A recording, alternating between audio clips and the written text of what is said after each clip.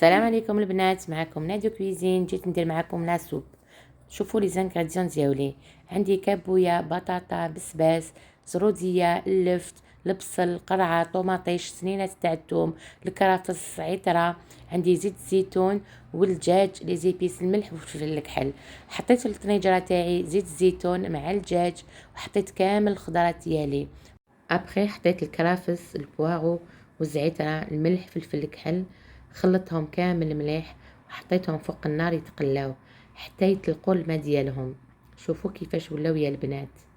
من بعد جبت الماء سخون، مرقتهم، غطيت كامل هذيك الخضره ديالي وحطيتها طيب على غردها.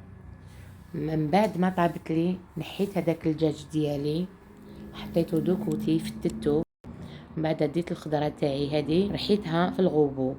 شوفوا كيفاش جات يا البنات، جات كيما لاموس، انا هكذا نحبها.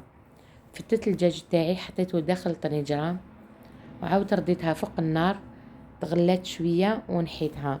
دوكا شوفوها في التبسي، راهي الله يبارك عاقده ما شاء الله. انا نحبها هكذا البنات، معمره بلي فيتامين. جات شهيتكم في الجنه وانا قدمتها مع بيتزا كوفير.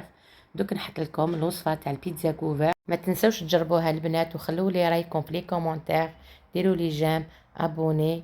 بقى على خير البنات، لا بروشين فيديو ان شاء الله.